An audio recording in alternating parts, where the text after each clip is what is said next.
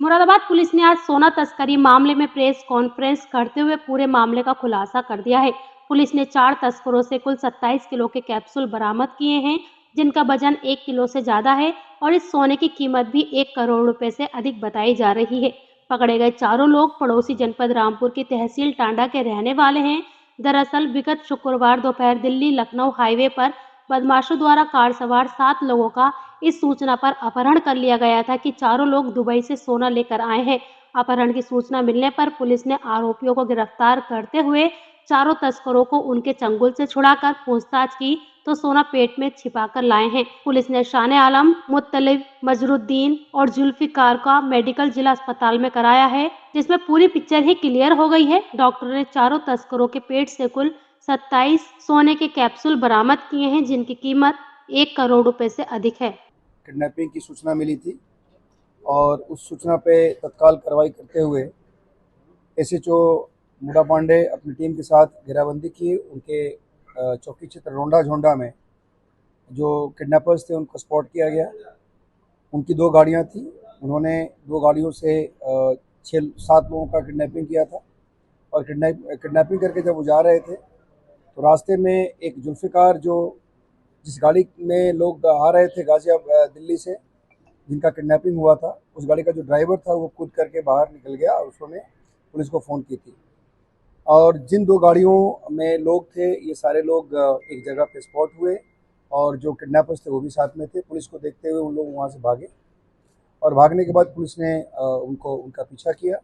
उसमें पुलिस के ऊपर उन लोगों ने अटैक भी किया।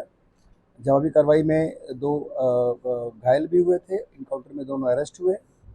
उनको ला करके यहाँ पे हम लोगों ने अस्पताल में एडमिट कराया। उनसे पूछताछ की गई और पूछताछ में उन्होंने ये बताया कि जो किडनैपिंग इन लोगों ने की थी 7 लोगों की, उस किडनैपिंग के पीछे एक मोटिव था और मोटिव ये था कि इसमें से कुछ लोग दुबई से आ रहे थे और उनके पास गोल्ड होने की संभावना थी। उन लोगों ने गोल्ड एक तरह से कंसील किया हुआ था अपने स्टमक में और उसको लेने के लिए इन लोगों ने किडनैपिंग की थी। इस बात पे हम लोगों ने ऐसे जो इनकाउंटर हुआ था उसमें मुकदमा पंजीकृत किया था और मुकदमा पंजीकृत करने के बाद उसकी मेडिकल रिपोर्ट भी हुई। उसमें उसी इन्वेस्टिगेशन के प्रोसेस में जो लोग किडनैप्ड हुए थे उनका भी हम लोगों ने मेडिकल कराया था। उसी समय हम लोगों ने, चूँकि ये बात बताई गई थी कि इनके स्टमक में कुछ हो सकता है, कुछ इस तरह के जो धातु हैं, उसके लिए हम लोगों ने मेडिकल से रिक्वेस्ट किया। उनकी स्कैनिंग कराई गई और स्कैनिंग में ये बात सही पाई गई। उसमें से 4 जो किडनैप थे, जिनका अपहरण हुआ था, उन 4 लोगों के स्टमक में एक्सरे में क्लियर कट मेटल्स दिखाई दिए और उसके बाद फिर हम लोगों ने उनको गवर्नमेंट हॉस्पिटल में एडमिट कराया मेडिकल सुपरविज़न में और हमारी फॉरेंसिक की टीम ने उनसे वॉलंटरीली जो इजेक्शन का प्रोसेस था वो कराया गया और उन लोगों से, चारों व्यक्तियों से टोटल 27 कैप्सूल्स बरामद हुए मेटल्स के, जिसकी जांच हम लोगों ने बाद में कराई और इसका वज़न भी कराया गया। ये वज़न लगभग 1.058 किलोग्राम निकला और ये जो हम लोगों ने यहाँ पे सर्टिफाइड ज्वेलर से उसको दिखवाया, ये सारे गोल्ड थे और गोल्ड 99.9 प्योरिटी के साथ थी, जिसकी कीमत लगभग 1 करोड़ रुपए बताई गई। उसको हम लोगों ने इन लोगों से रिकवर किया।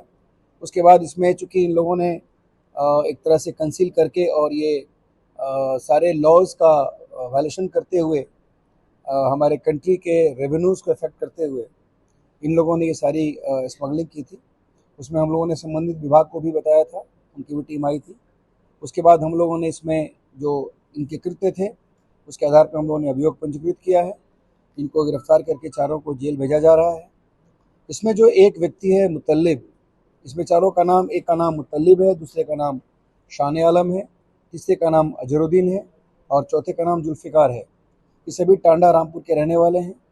इसमें जो मुत्तलिब है उसके स्टमक में अभी भी संभवतः 2 इस तरह के कैप्सूल्स अभी स्टक हैं। इसको हम लोग रिमांड में लेकर के और उसको फिर वॉलंटरीली इजेक्ट कराएंगे। बाकी अभी तक 27 हमारे पास रिकवर्ड हो चुके हैं। इन लोगों के पास से कुछ फर्जी आई कार्ड्स भी मिले हैं और इस फर्जी आई कार्ड्स को ये लोग हमेशा जब भी कहीं अगर पकड़े जाते थे तो उस वहाँ से बचने के लिए ये लोग उस आई कार्ड्स का यूज़ करते थे।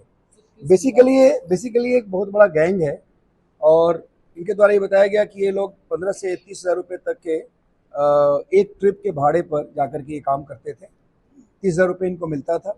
बाकी इनके फाइनेंसर्स हैं, उन फाइनेंसर्स के भी नाम 7-8 लोगों के नाम हम लोग के पास आए हैं। फाइनेंसर्स बेसिकली इनको फाइनेंस करते थे और पूरी इनके ट्रैवल की व्यवस्था करते थे। ये लोग साल में लगभग 6 से लेकर के 10 बार तक जाते थे और केवल 8 से 10 दिन के पीरियड में ये पूरा इनका ये काम ये करते थे। इसमें जो इनके फाइनेंसर्स हैं, कुछ डॉक्टर्स भी इसमें इन्वॉल्व हैं, कुछ ट्रैवल एजेंट्स भी हैं। इस प्रकार ये बहुत ही एक ऑर्गेनाइज्ड क्राइम हायर लेवल पे किया जा रहा था। इसको हम लोगों ने अभी पकड़ा है और इसमें बाकी जिन लोगों के नाम सामने आए हैं, इस गैंग में जितने और लोग हैं उन लोगों के बारे में हमारी टीम लगी हुई, छानबीन की जा रही है और बाकी जो लोग हैं बहुत जल्दी उनको नैप किया जाएगा।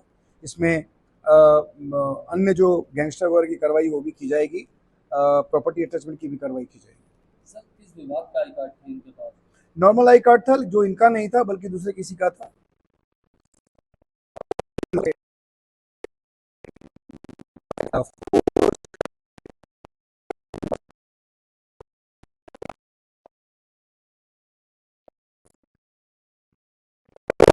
इन लोगों ने ही बताया कि लगभग 6 से 7 बार ये लोग जा चुके हैं।